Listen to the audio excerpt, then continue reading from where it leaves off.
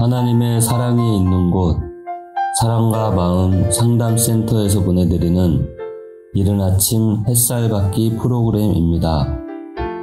이 시간 나에게 말씀하고 계시는 하나님의 음성을 들을 수 있는 시간이 되시길 바랍니다.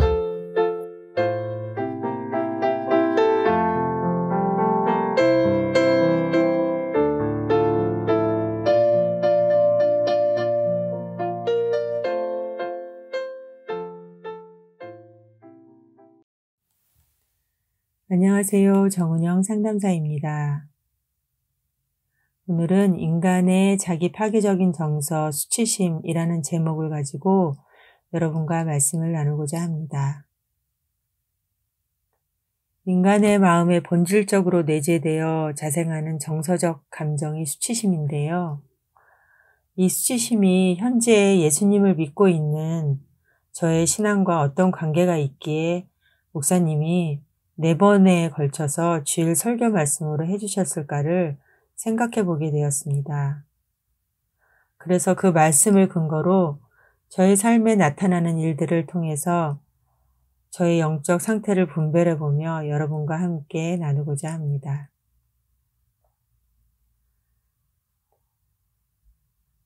창세기 3장 7절 말씀이 본문 말씀이었는데요. 제가 읽어드리겠습니다. 이에 그들의 눈이 밝아져 자기들이 벗은 줄을 알고 무화과 나무 잎을 엮어 치마로 삼았더라. 목사님이 주일에 해주셨던 말씀 중에 오늘 제가 적용할 말씀이 있어서요. 몇 가지 읽어드리겠습니다. 인간은 자신의 삶과 인간 관계에 대하여 반응하며 발생하는 자신의 모든 정서적 감정이 어떤 형태로든 수치심과 연결되어질 수밖에 없다는 사실을 모르고 있습니다. 자기의 무의식적 반응을 통해서 자각하는 느낌이 없어도 수치심의 정서적 감정에 지배를 받는 존재라고 하셨습니다.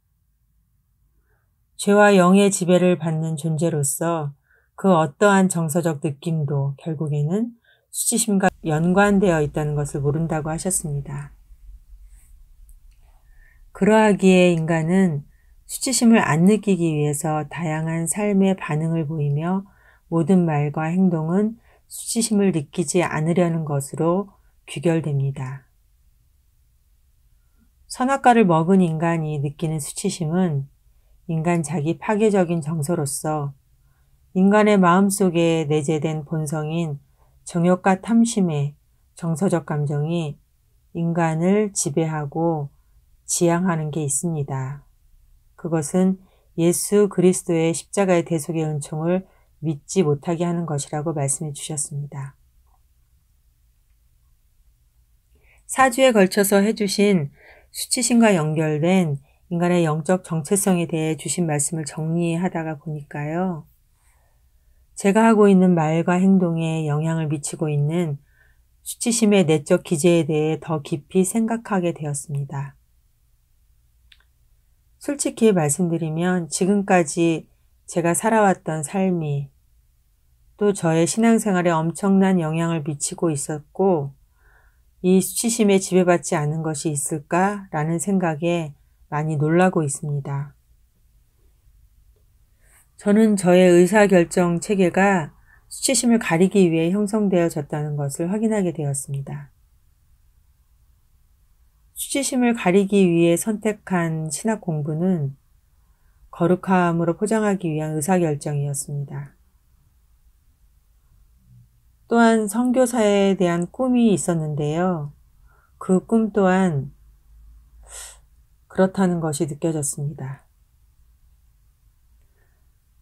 말씀대로 살아야 된다며 지키던 율법적 신앙생활은 저의 수치를 가리기 위해 더욱더 강화되었다는 것 또한 알게 되었습니다.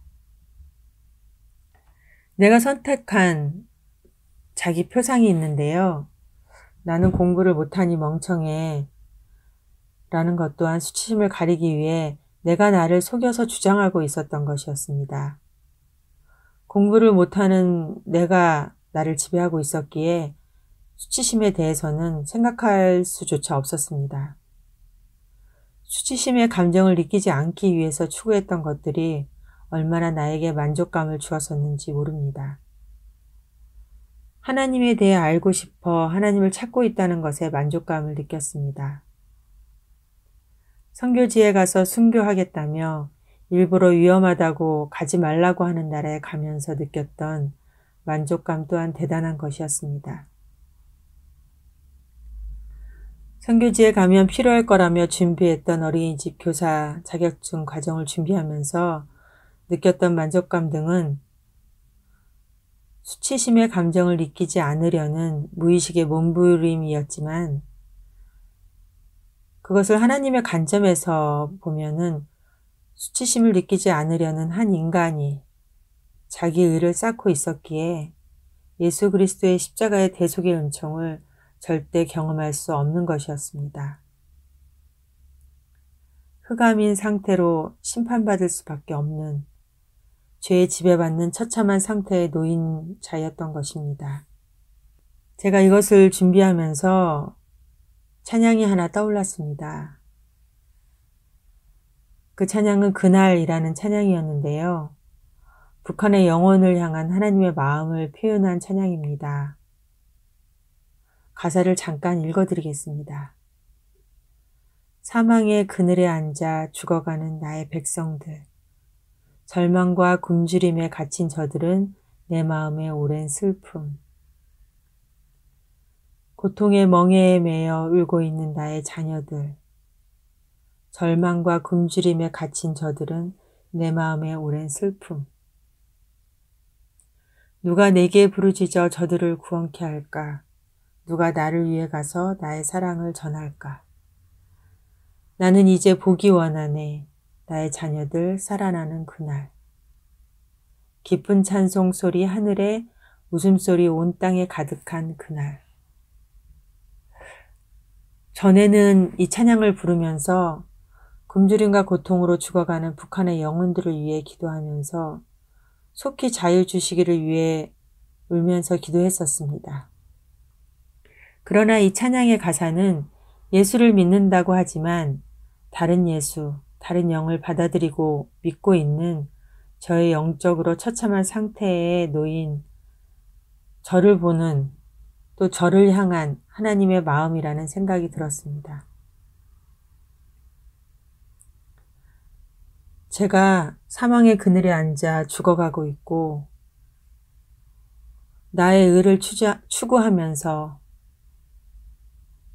자기 의에 몸부림치며 하나님을 믿기를 거부하였다는 것을 알 수 없었기 때문입니다.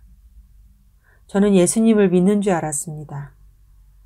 그런데 수치심과 연결된 인간의 영적 정체성에 대해서 목사님의 말씀을 듣고 보니 저는 자기 의를 추구하고 자기 의를 믿고 있었지 예수님을 믿는 게 아니었다는 것을 알게 되었습니다.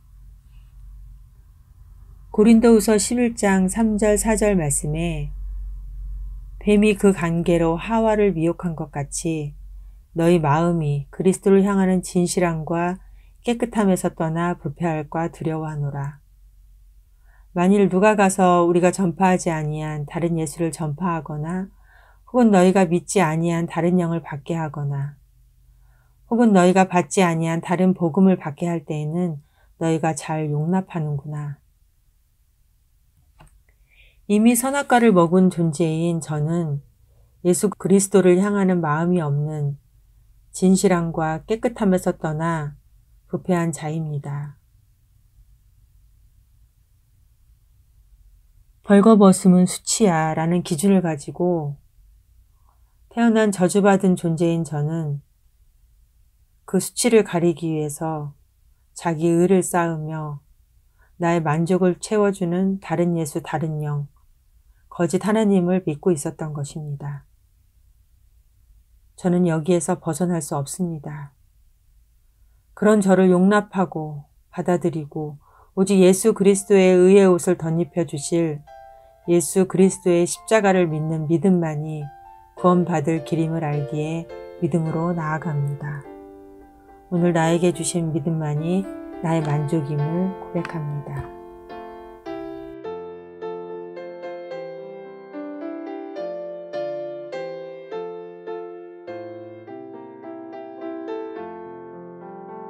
지금까지 사랑과 마음 상담센터에서 보내드리는 이른 아침 햇살 받기 프로그램이었습니다. 오늘도 말씀을 통해 자기 성찰이 이루어지는 여러분이 되시기를 기도합니다.